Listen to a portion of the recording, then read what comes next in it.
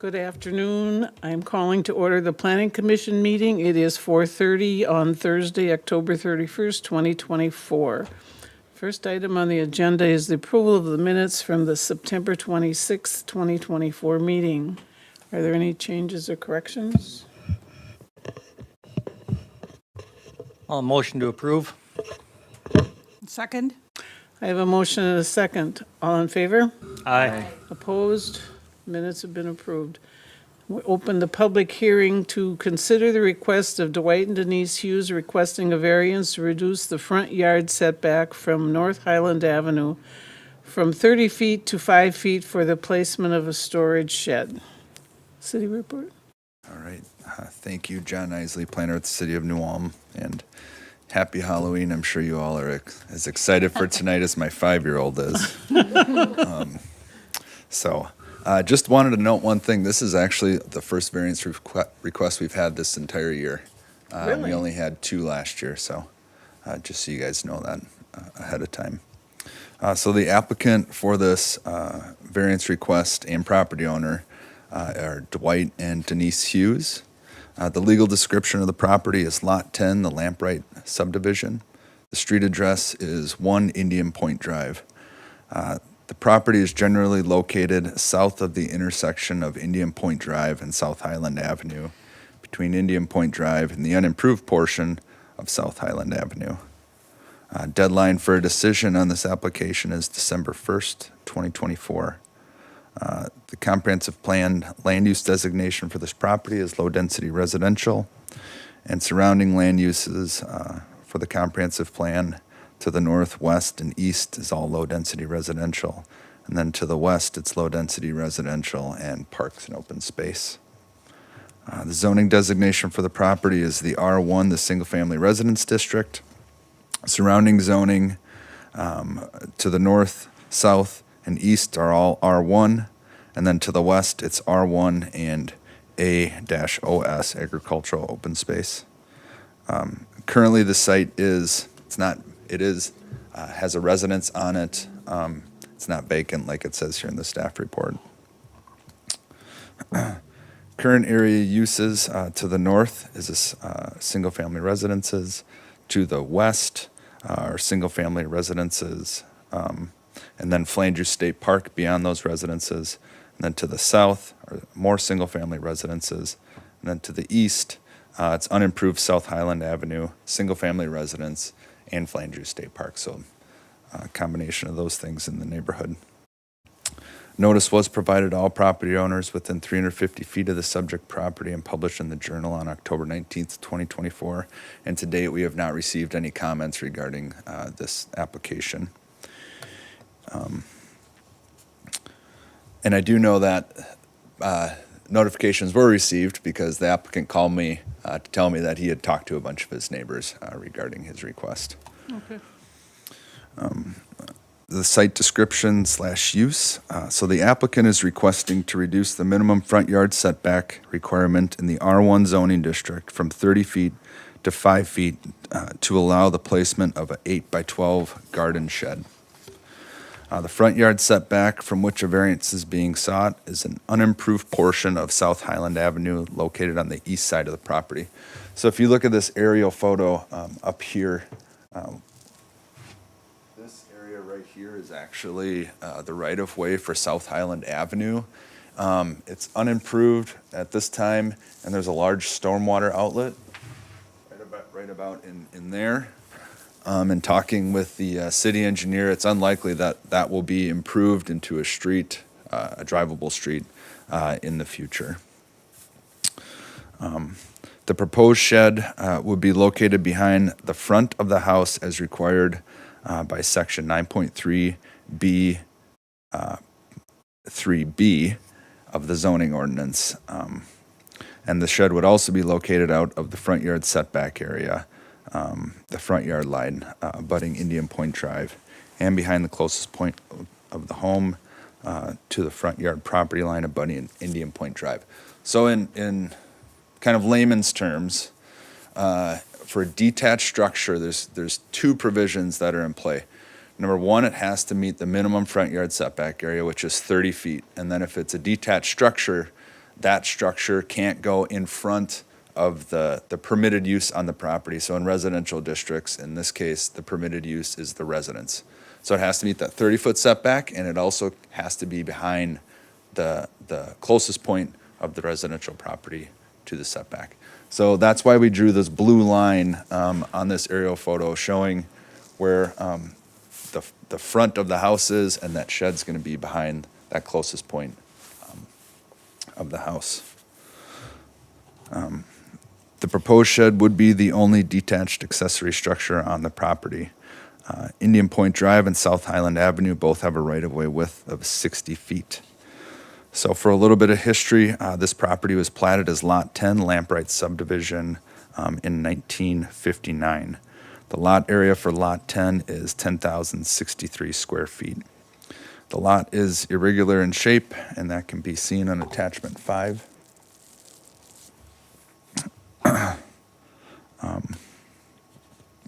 There are 2 front yard setback areas for this property, one on South Highland Avenue and again, one on Indian Point Drive.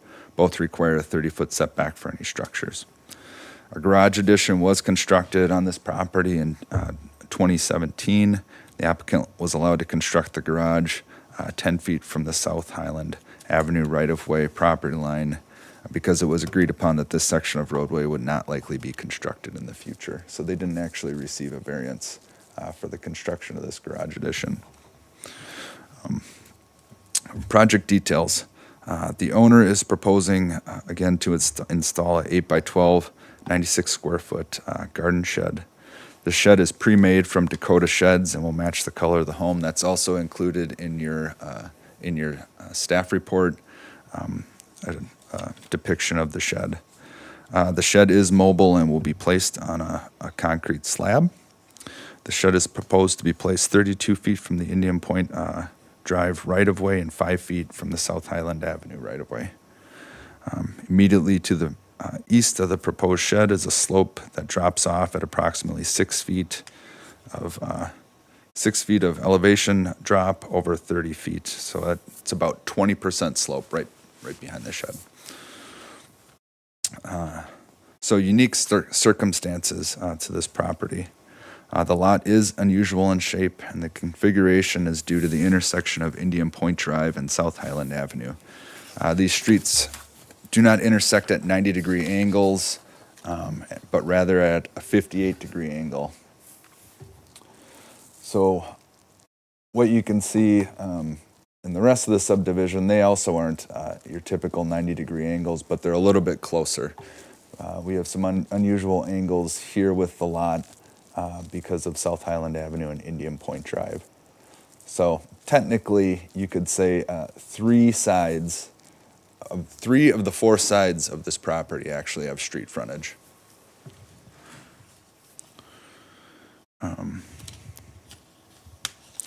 So the property actually has 3 front yard setback areas from both Indian Point Drive, which has 2 fronts, and then 1 on South Highland Avenue. Again, the front yard setback in the R1 zoning district is 30 feet, and that portion of South Highland Avenue is not planned for improvements in the foreseeable future and will continue to be used as a stormwater outlet for the South Highland Avenue area. That was confirmed with the city engineer. There is a substantial slope to the east of the property, and there is limited access to the property behind the house. So while there is room to access a shed or place a shed behind the house, the shed would not be adjacent to an existing garage. And if they're wanting to use things like park a vehicle in there or something like that, they would have to drive through the lawn to get there. So staff did complete the findings of fact, and that is included in your staff report. So in summary, staff believes that the variance request to reduce the front yard setback does meet the variance criteria. And again, that's detailed in the findings of fact. So considerations. So in order to recommend approval of the variance request, the commission will need to adopt findings of facts and recommendations using the review criteria as provided on the findings of fact form in attachment 7. And then the planning commission and city council must make an affirmative finding on all variance criteria in order to grant the variance request. The applicant has the burden of proof to show that all the criteria have been satisfied. There's 7 attachments with this application. First is the variance application. Attachment number 2 is the site location map. Attachment 3 is the zoning map. Attachment 4 is the site map. 5 is the plat map of Lampright subdivision. 6 are ground level photos. I tried to depict on here where the proposed shed is to be placed in this green box. Here's stakes where he marked the location of that shed. So this would be the back of the shed, and then it would go up and meet the driveway. Here is a picture from Indian Point Drive facing the rear part of his property. These clothesline poles are actually on the neighboring property. So if you drew an imaginary line from this tree right here, and then just on the other side of this flower bed, that would be the approximate property line. And here's the backyard area. And lastly, we had the staff's response to the findings of facts. We are proposing 2 conditions with this variance request. 1, that the applicant / property owner pay the cost to record the permit with the Brown County Recorder's Office. And 2, if the unimproved South Highland Avenue right-of-way were to be improved in the future and the shed were in the construction limits, that the shed would be required to be moved at the applicant's expense.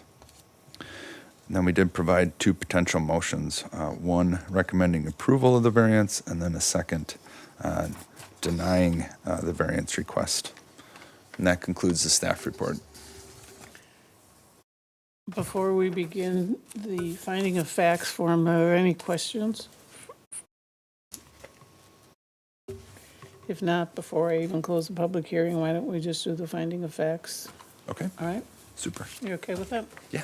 Thank you. Is the variance in harmony with the purpose and intent of the city's zoning ordinance? So staff responded, yes, the proposed shed is consistent with the established character of the neighborhood and does not impede the orderly development of the area. We all agree? Agree. Thank you. Is the variance request consistent with the city's comprehensive plan?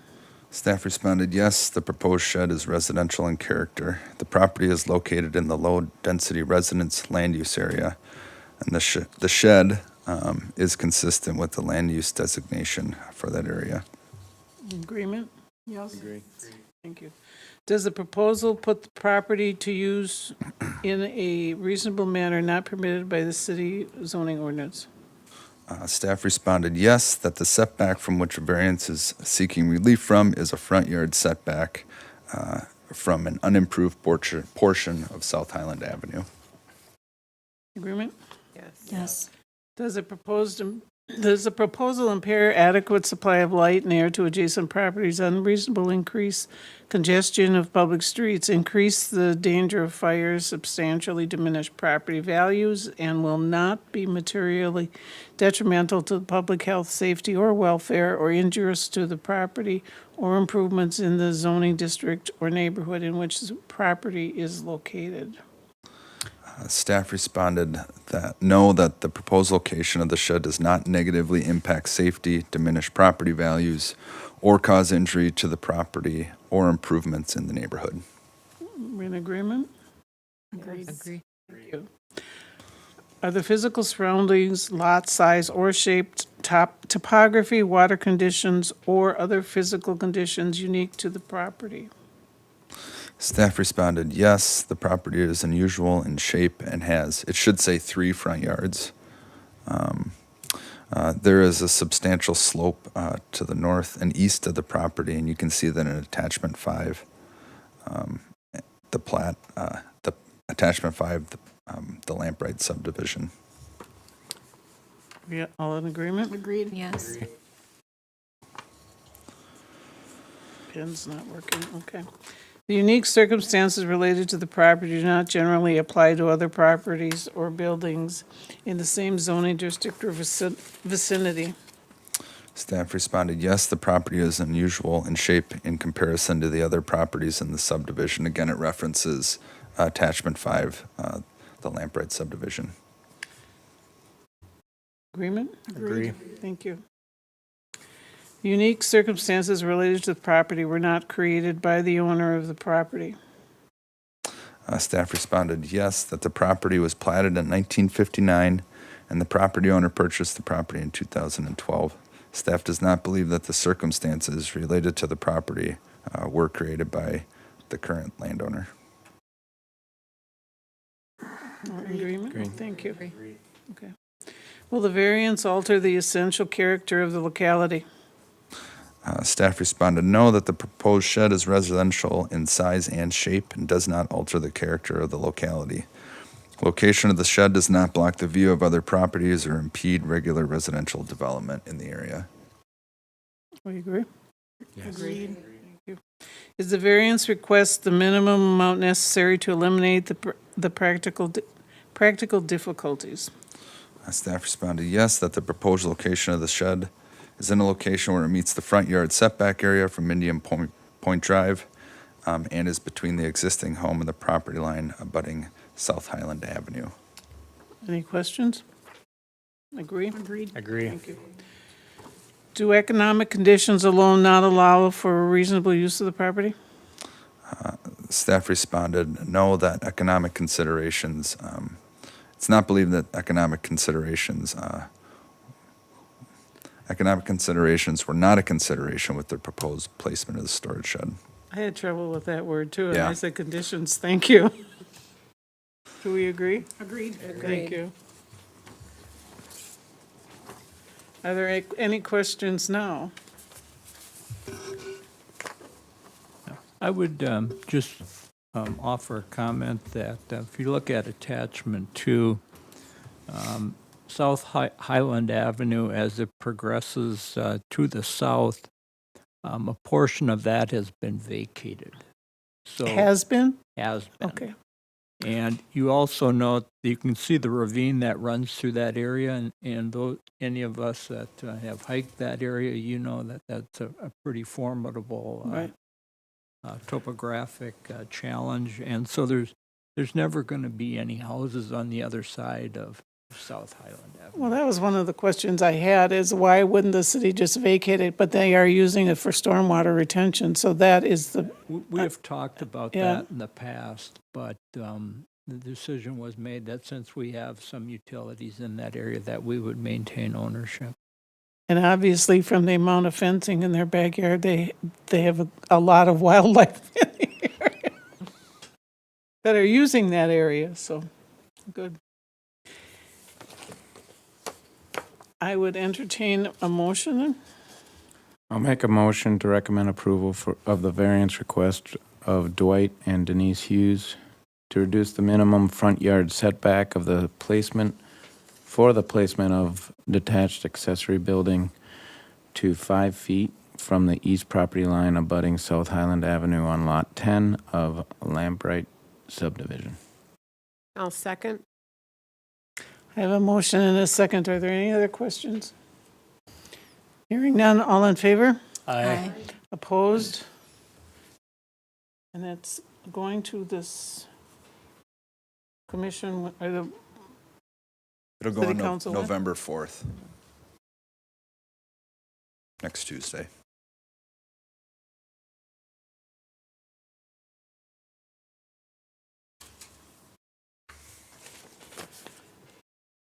next item on the agenda, wait, I have to close the public hearing portion of the meeting. Are we all agreed? Thank you. Yep. Excuse me. Next on the agenda is plats. Consider for approval the final plat of New Ulm River Haven Edition. First thing I would note is that the name of the plat has been shortened now to just River Haven Edition. The applicant is Wendy Anderson. The current property owner is the city of New Ulm. There is a pending, I guess you could say, purchase to New Ulm River Haven LLC. The legal description is part of the southeast quarter, the northeast quarter, section 24, township 110 north, range 31 west, and Outlot B of Maplewood Drive, first edition. Street address is 1800 North Highland Avenue. The property is generally located east of North Highland Avenue and south of Maplewood Drive. As far as the status of this particular plat, the city council approved the preliminary plat at their October 1st, 2024 meeting. I would also note that I had a conversation with the land surveyor, and they advised me that there had been no changes to the plat. So all of the distances, the dimensions, the bearings are all the same as the preliminary. And I think partly for that reason, you'll also find that the background information is all the same as we reviewed last month. So if it's acceptable to the commission, I'll go to the a later section in the report that has to do with the plat description. I Okay. agree. The total platted area is 7.61 acres. The platted area consists of some right-of-way for the extension of Ryan Road. There are 8 lots that will accommodate twin homes, and those vary in size from 6,970 square feet to 8,930. Lot 17 is by far the largest at 4.75 acres. The approximate dimensions of the entire parcel are provided. It varies from the north property line is 1,110 feet. The west is 338. The south is 1,006, and the east is 262. Outlot B has always been a part of the city of New Ulm. The remainder of the property was annexed into the city on September 21st, 2022. The applicant is proposing to develop a mix of residential housing on the property, and that's in 2 phases. Phase 1 would include 8 twin homes and 2 48-unit apartments. Phase 2 would include 6 townhomes. That's a total of 118 housing units. I would note that the 8 twin homes would not all be built at once, but rather they would be built as sales take place. So they'll start out with 1 twin home. When that sells, they'll progress to the second. So as mentioned previously, 17 lots. The twin homes will all be owner occupied. The city is the current owner of the property, so there'll have to be a sale in order for the project to take place. The occupants of the apartment buildings will have access initially to North Highland Avenue only. Over time, we hope with the construction of Ryan Road and connection to that street that there'll be 2 means of access from the property. We also would note that we think it's important to maintain direct access from the apartment buildings to the east or towards Ryan Road, because the closest neighborhood park is on the other. It's going to be on the other side of Ryan Road. It's already there. We hope to expand it slightly, and so that's why we want to see that connection, so that people can easily get there. As far as the status of conditions, the first is to pay the platting fee of $480. That payment is pending. Pay the parkland dedication fee of $1,050, and at last month's meeting, we advised you that that's the same amount that they had paid for the previous project, and that we thought therefore it should be waived. and the city council agreed with that recommendation.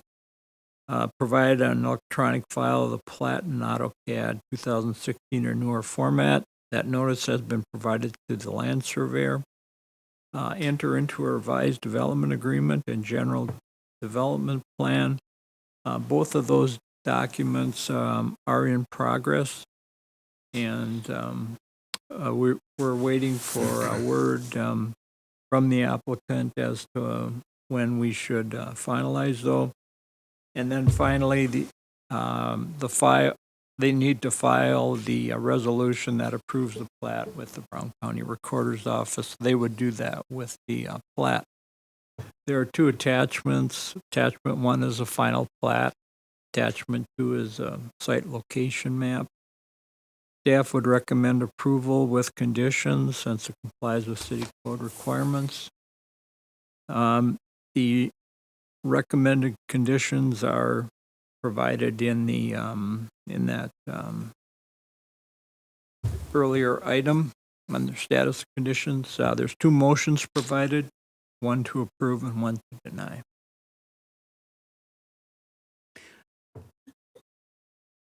John, would you go back to the previous? Sure. Okay. I just wanted to make sure that, because the last time we talked about it again, and you reiterated that Ryan Road is the access to the apartment building. But the spacing between lot 10 and 11 is not an access to Maplewood Drive, is that correct? No, that's intended to handle storm sewer. Okay, I wasn't clear about that, thank you.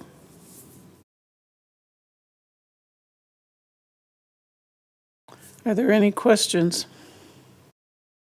I'm just gonna ask the question, are they gonna start at like lot 1 and 2 to start building the twin homes, or, and then work their way They down? haven't indicated to us, how they would like to proceed. Because 50% of them are meant for sale and then 50% as rental, or they're all gonna be sold They're eventually? all to be owner occupied. Okay. It's twin homes and townhomes, is that what you said? Yeah. What now, is- the townhomes will be on the same lot as the apartment buildings are located on, Okay. and so So these are all twin homes? the lot 1 through 16 are twin homes. Lot 17 is where the 2 apartment buildings and the townhomes will be located. Okay, thank you. You know how many townhomes there will be? 6. 6 townhomes. And these again are for sale, because in the beginning they were only for rent, correct? No, the townhomes are to be rental. The units. townhomes are? And so it is intent of the owner this is being developed for ownership, for their ownership purposes. So they intend to hold on Yes. to it for a while. They're not gonna. But the twin homes are for sale. What's that? The twin homes are for sale. Yes.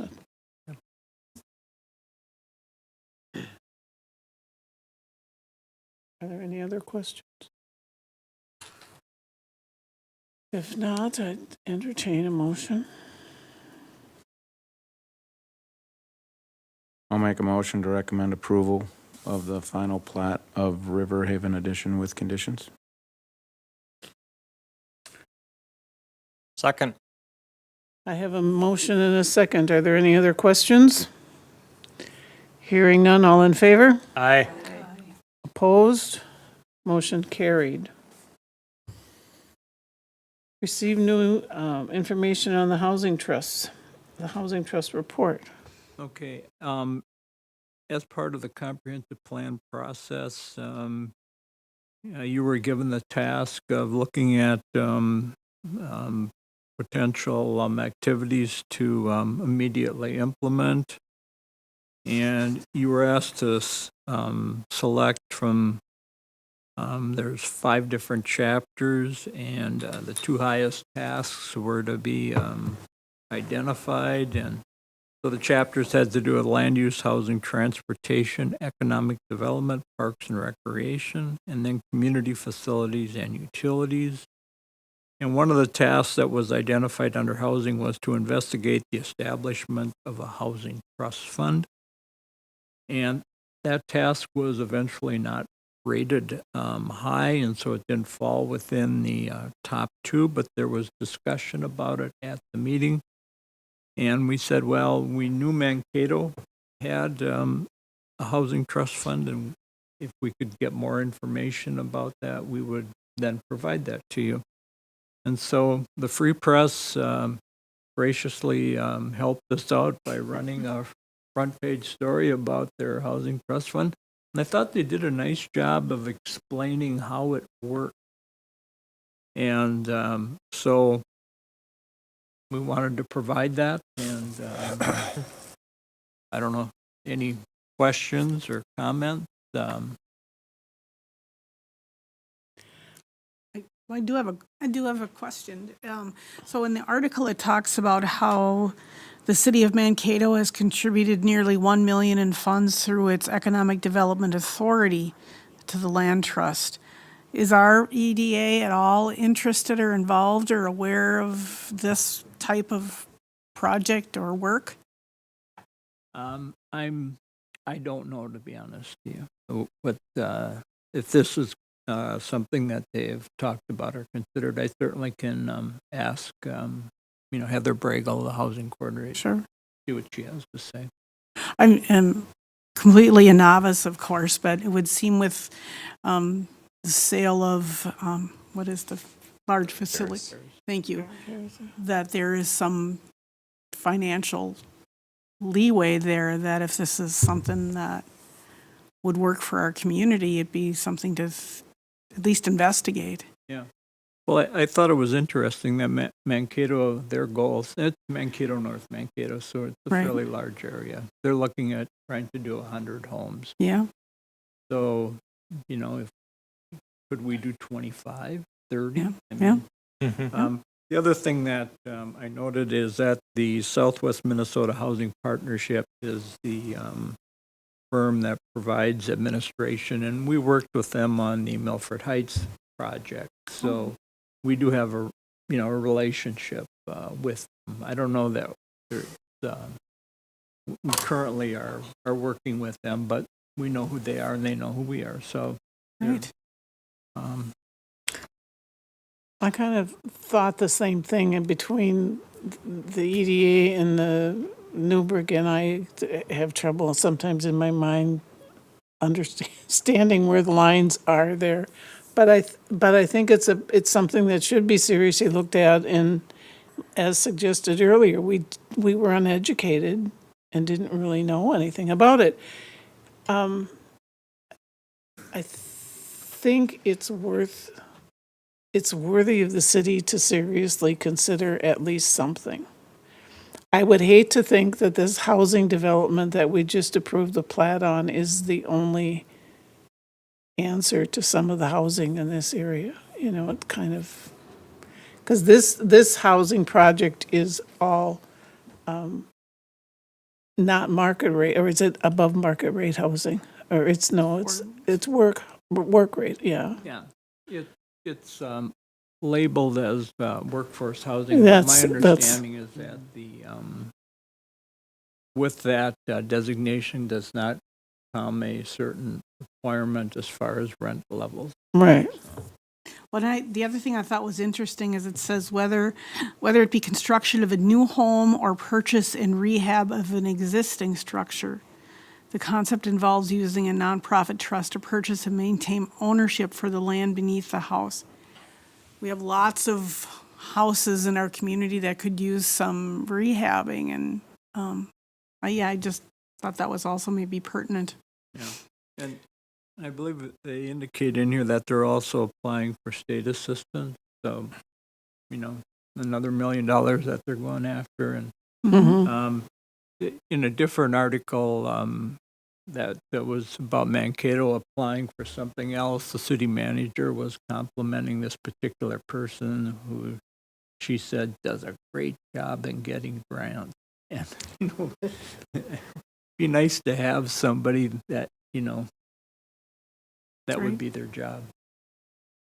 Getting grants is not an art. You just have to be brave and realize those people don't know you, so it doesn't matter if you make a fool of yourself. It's just a matter of doing it. Yeah, Well, thanks for that follow-up. yeah. Discuss a new date for the November meeting. Okay, Thanksgiving is the date of our November meeting, and this traditionally has happened. And so we've looked at either doing it the week before or the week after. Now, we wanted to bring the calendar up just to Okay.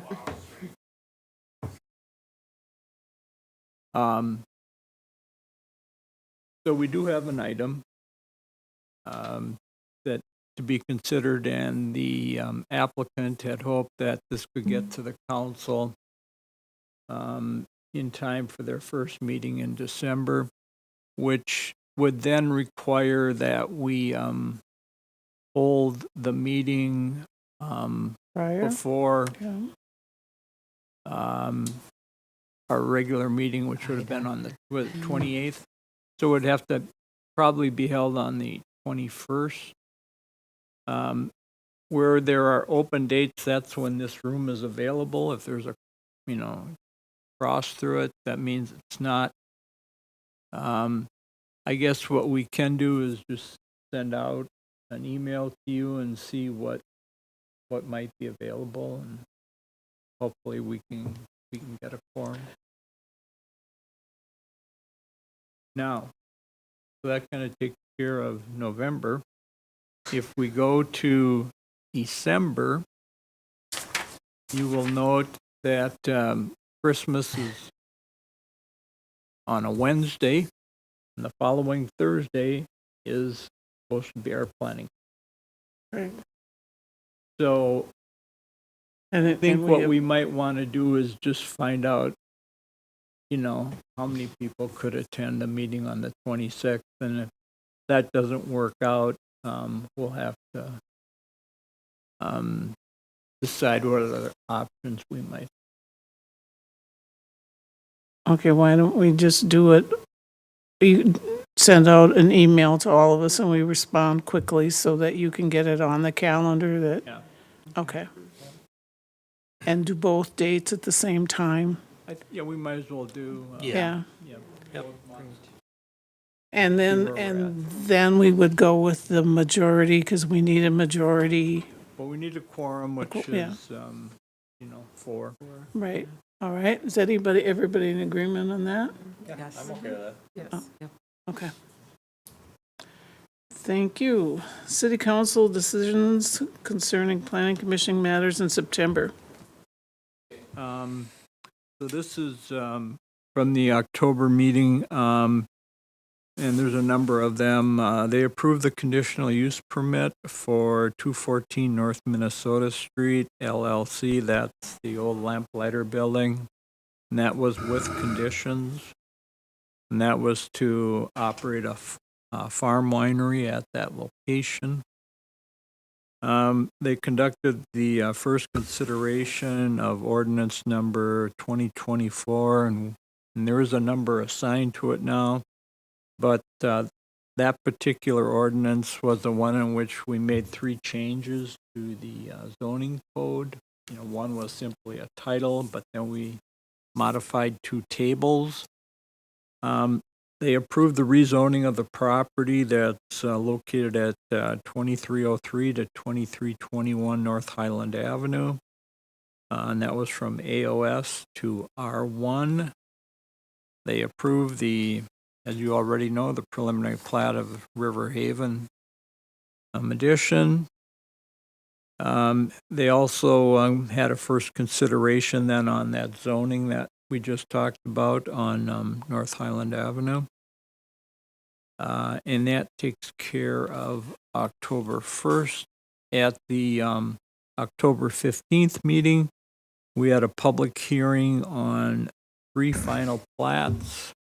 Horse Third Subdivision, Wells Subdivision, and South Point Financial Edition. They were all approved. The only one that had any conditions was the Wells subdivision. Others had notifications that will come into play at a later date. Then there was a second consideration of zoning, so we had first consideration at the first meeting, we had second consideration, then the council voted to approve both of those zoning changes. And then finally, they had a motion or a resolution that was approved waiving planning commission approval of the EDA property sale for the Garden Terrace properties. And there's a vacant lot in front of the those properties. And I'm sure you're wondering, why did that require EDA or planning commission review? And that's because in state statute, the planning commission's role is more than just conditional use permits and rezonings and comprehensive plans. You're also assigned the responsibility to review public acquisitions and the disposal or sale of property. And you also are supposed to review capital improvement program. That's in statute. But the city council has the authorization by a 2/3 vote to find that your review is not necessary. And your review is supposed to be conducted from the standpoint of how does this particular action, is it consistent with what's in the comprehensive plan? And so in this particular case, the city attorney noted that the use of the property isn't going to change. So it's going to be consistent with the comprehensive plan. So on that basis, the council may not to refer that to you. You also can, if you want to, adopt an official map, which is different than a zoning map. And you also can have a community facilities plan. So there's a number of, at least in state statute, a number of opportunities for the planning commission to involve themselves in other things. I think for most communities our size, the planning commissions typically deal just with kind of the core things that you currently do. Although every now and then you'll see where some planning commission is looking at maybe the sale of property or purchase or capital improvement. So, but I wanted you to know that that's why that item was on the agenda. I personally did not feel slighted.